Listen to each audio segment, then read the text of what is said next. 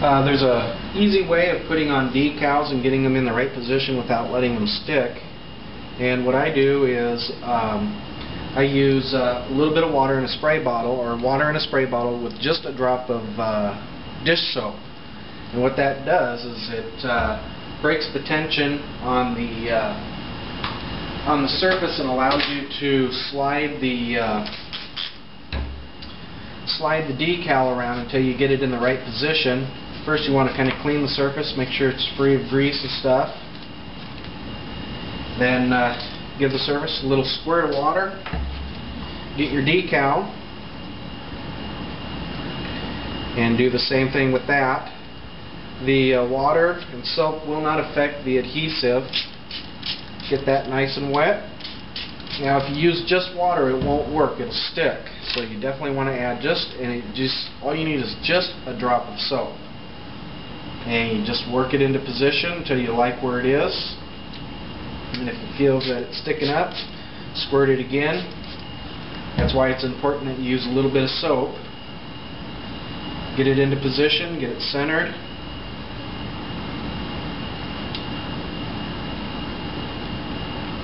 Make sure you have it where you like it. Check both sides. Make sure it's where you want it to be.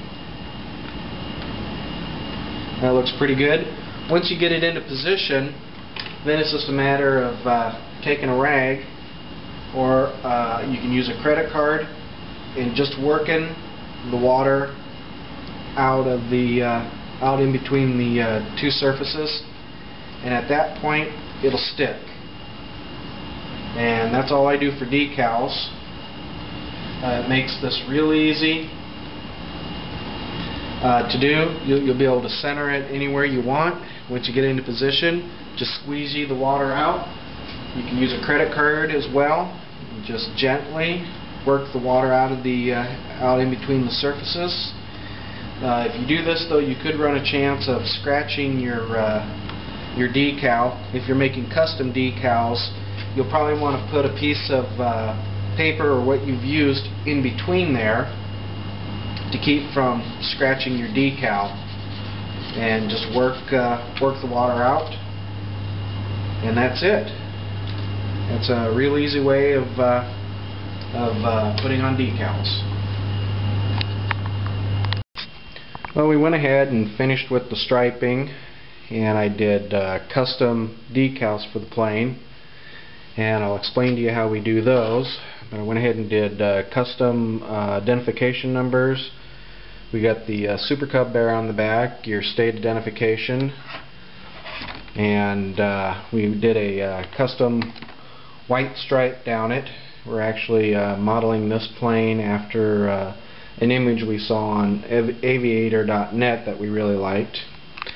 The way you make custom decals, and it's real simple. If you have an inkjet printer, go out and buy yourself sheets of they're clear full sheet labels made by Avery, and you pretty much make up your lettering and what you want, run it through your printer. Make sure you practice on just plain paper first, because this sheet of 10 was $15 or $20, so this is real expensive stuff to be practicing on. So what I do first is just get my size and font and colors all together, run it through on plain paper, cut it out and put it on the plane to see if it fits. Then once I get what I like, print it out on the clear sheets. And next thing I do is I will cut the decals to size, the final size, and lay them out, and I spray them with clear acrylic sealer. And if you don't do this, if the plane gets any moisture on it, especially I fly in the evenings where the dew's starting to build on the wings and stuff, the ink will run. So you definitely have to seal it with this clear acrylic sealer. I usually spray 2-3 light coats on there, let it dry overnight. The reason why I have you cut out the decal first is because you want to seal the edges. You know, it's much easier, I guess, if you could just print everything out on one sheet and then just spray the whole sheet, but then when you go to cut your decals out, you leave those edges exposed and water could get up in there. Also, this is a good time to take and I marked on the fuselage for my lines, for my striping, so I could get it straight. And I use Goo Gone, and this takes off magic marker, ink. It really does a good job at cleaning everything off the plane. There's no toxic chemicals in it, so it's safe to use, safe on your hands. It smells nice too if you like orange. So now the plane is done. We've got it completely decaled.